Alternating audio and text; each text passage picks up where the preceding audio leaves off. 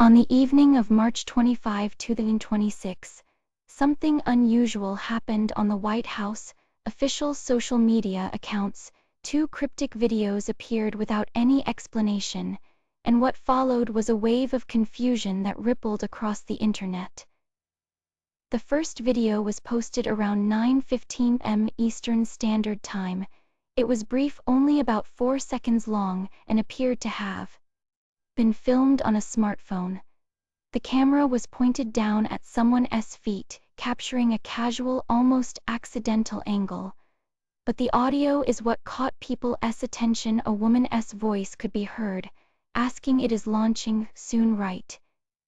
Then a male voice responded with a single word, "Yes." The video had text overlaid on it that simply reads "sound on," as if prompting viewers to make sure they could hear what was being said. What made this even stranger was that the video was deleted roughly 90 minutes after it was posted.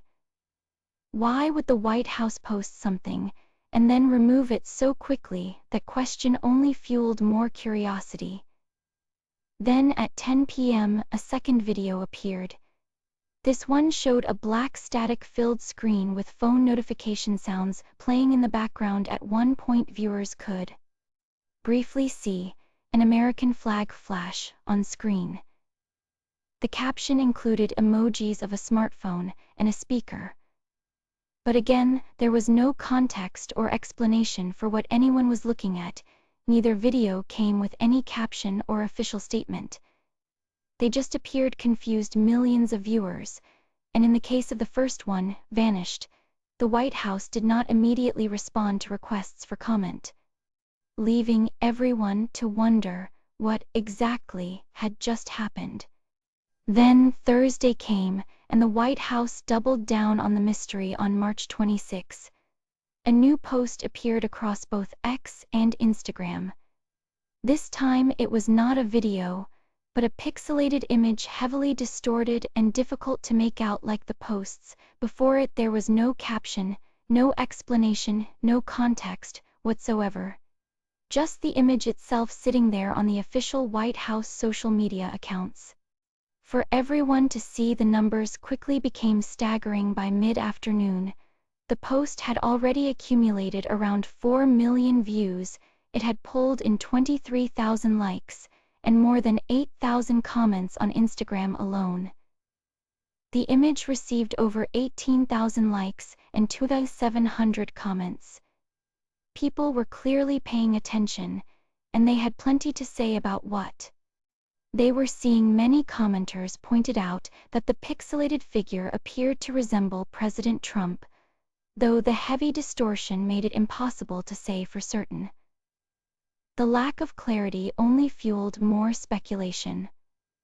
One Instagram user, Anthony Graffi 777, wrote bluntly that this administration is quite literally a joke. That comment came from an account with over 90,000 followers, so it reached plenty of eyes. Others responded differently. Juanita Broderick asked directly if anyone knew what the message was. The confusion was widespread, even within government circles. The post drew reactions.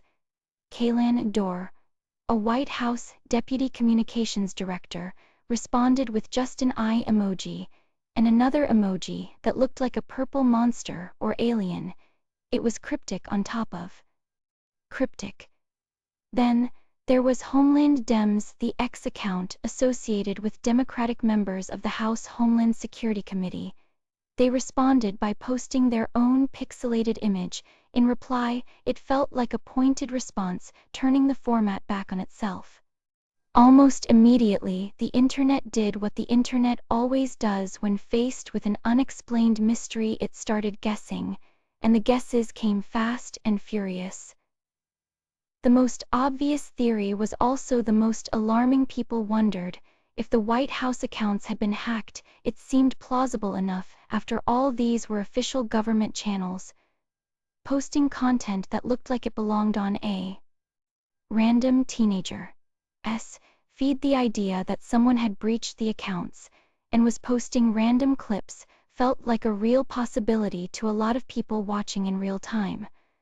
But others went even further down the rabbit hole.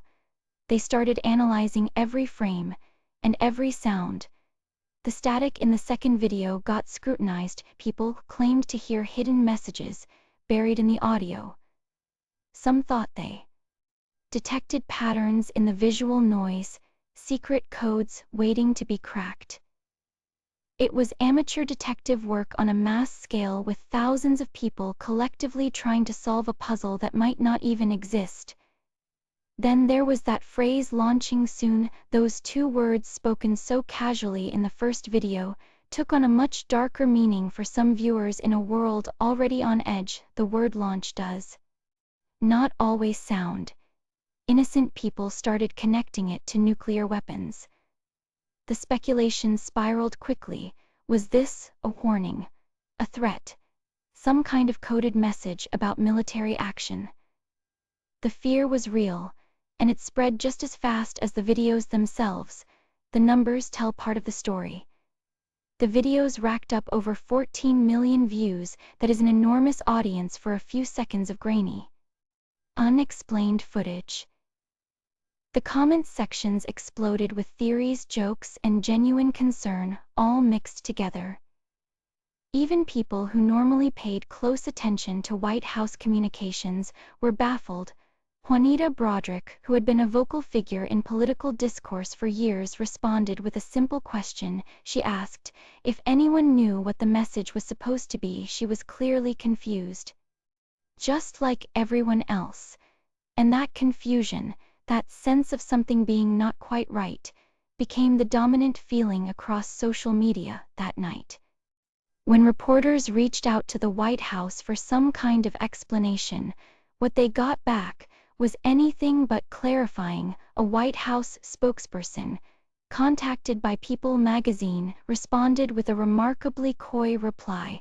"I wonder what is launching soon." That was it. No denial, no statement about a hack, no apology for any confusion caused, just a playful deflection that seemed designed to keep people guessing. Then there was Kaylan Dorr, the deputy assistant to the president and White House deputy communications director. When the pixelated image went up, Dorr reacted to it publicly on X.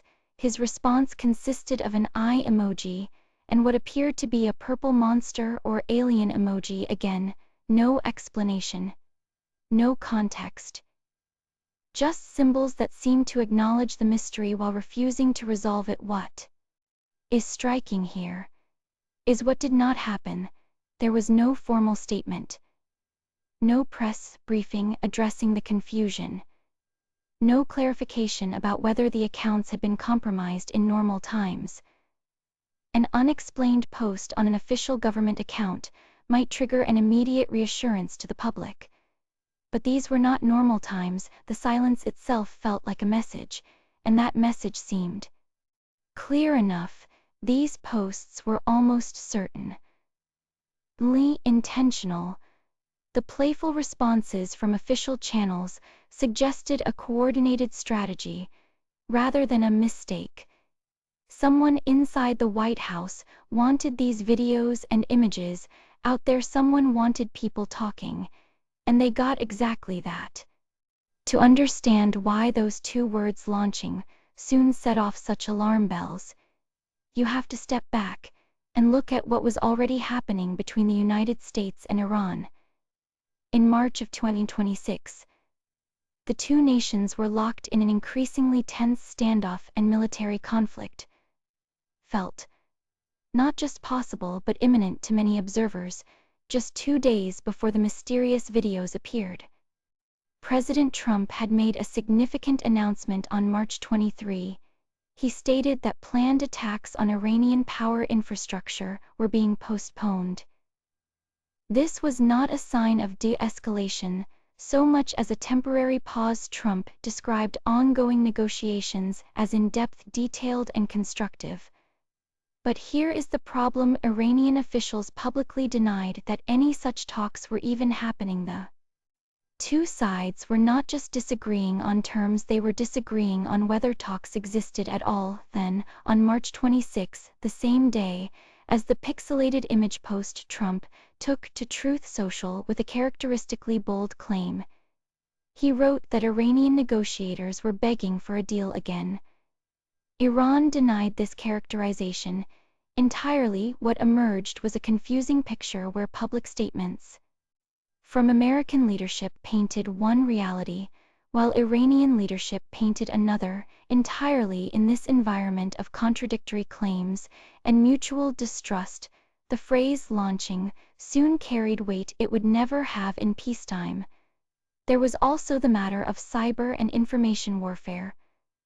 Both nations had been engaged in ongoing digital conflicts, including hacking attempts and disinformation campaigns designed to confuse and destabilize. Against that backdrop, an unexplained video on an official government account was not just bizarre, it was potentially significant. When official channels go silent or cryptic during moments of international tension, people naturally fill in the gaps with their worst fears. When you step back and look at these posts as part of a larger picture, a clear pattern starts to take shape. The Trump administration had been moving toward this kind of communication for a while. Official government accounts began posting content that looked more like something you would see from a meme page than from the White House. Casual language, inside jokes, emojis, and references to internet culture became standard fare. The line between formal government messaging and social media entertainment got increasingly blurry. This represents a real departure from how things used to work for decades. White House communications followed strict protocols. Every statement was carefully crafted, reviewed, and approved. The goal was clarity and precision. You knew exactly who was speaking and what they meant. That kind of messaging discipline existed for a reason. In times of crisis or tension, the public needed to trust that official channels were reliable.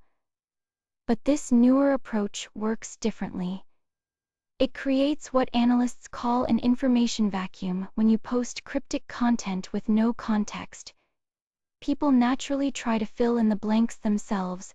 The silence becomes a space for speculation. In this case, that vacuum led some people to wonder about hacking or military action.